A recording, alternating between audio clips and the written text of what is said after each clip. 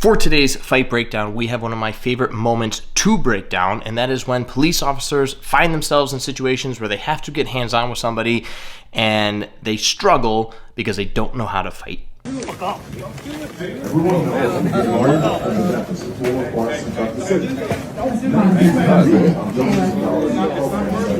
No, I was trying to get you.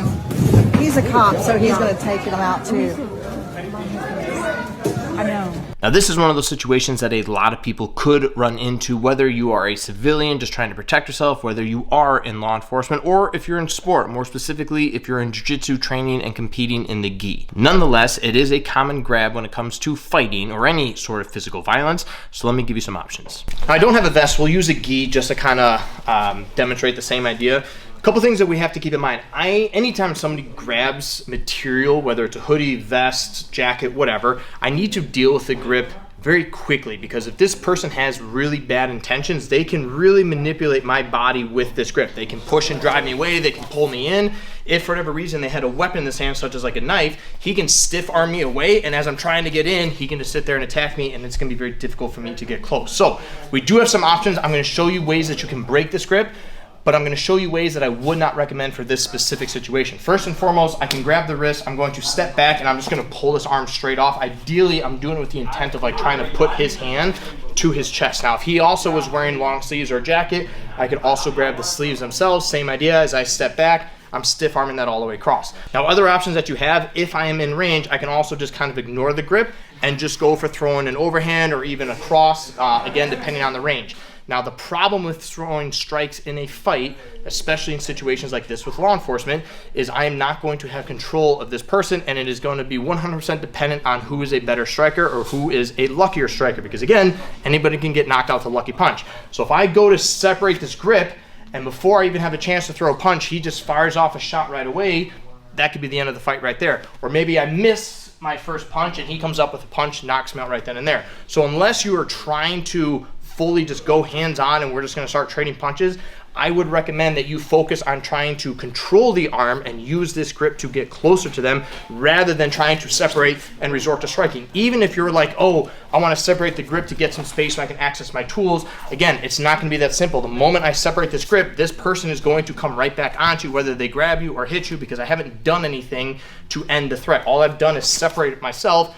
That's not giving them any reason not to just immediately close that distance and again, close that gap right away. So my recommendation is actually, go ahead, grab again. The one that I like to teach for this specific situation, and this works really well in sport as well. I want to pretend like I'm combing my hair. If you have hair, good for you. I want to bring this arm up nice and high. I'm going to drop this elbow tight right by their wrist so that I can get a good pressure on the arm here that allows me to come in a little bit closer. If I bring my arm out here, if it's a really big, strong guy and they got big arms, I might hit a little bit of a wall here. So I want to bring up nice and close to the wrist, and essentially I'm going to do this with the intent of dropping my weight altogether. Now, I'm not concerned about separating the grip. What I'm looking to do is use this as an opportunity to get this arm around their waist so that I can lock my hands nice and tight.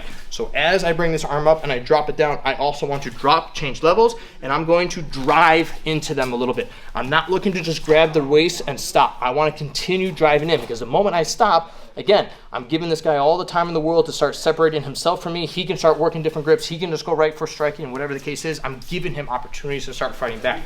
What I want to do is immediately knock him off balance. So once I change levels, I get around his waist, I'm just going to keep driving through. How long do we drive? Until I get to a position where I can either look to take him down, or if there was like a hard surface, maybe I just drive him until we hit that surface, and now I can start working on trying to do takedowns from here. We did do a recent video with law enforcement on how to do takedowns off wall. I'll post that above so you can check that out. Now, once we get into this position, again, I'm tying up with this person. Not every situation calls for takedowns.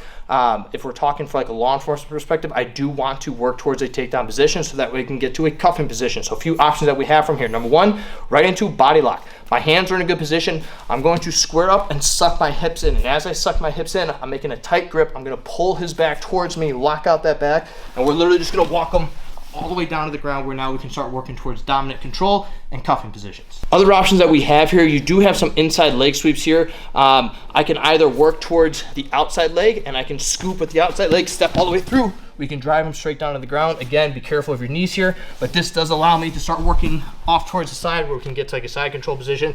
And again, we start dominating from there. I also have inside leg sweep. So for whatever reason, if this leg was back and this leg was forward, I can do the same idea, step on the inside.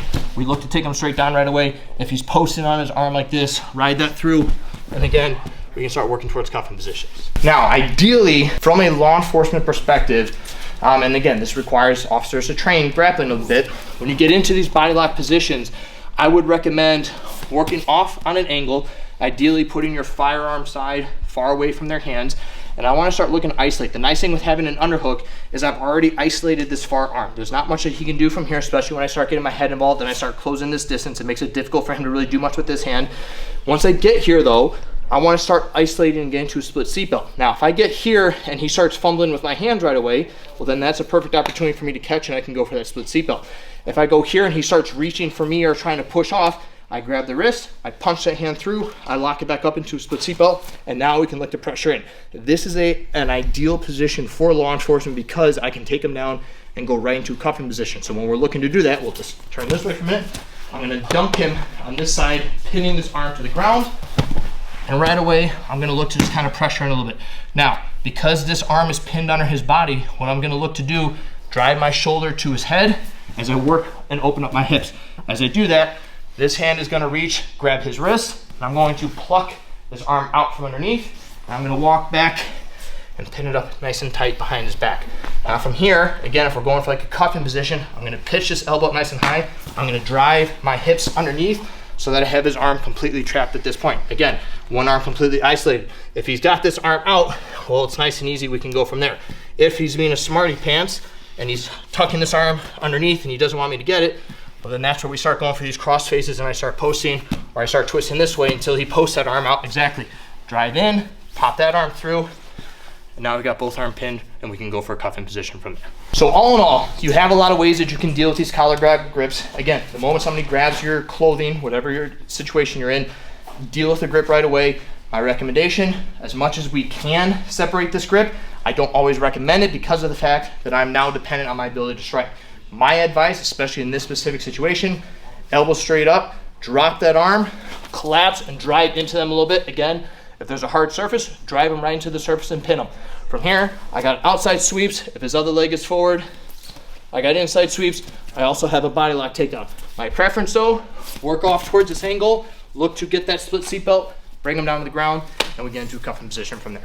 So there you have it. Again, another perfect example as to how critical it is that you train, especially if you are in law enforcement. You need to have some form of fighting experience, more specifically grappling. So get out there, go train, and we'll see you in the next fight breakdown. Stay safe.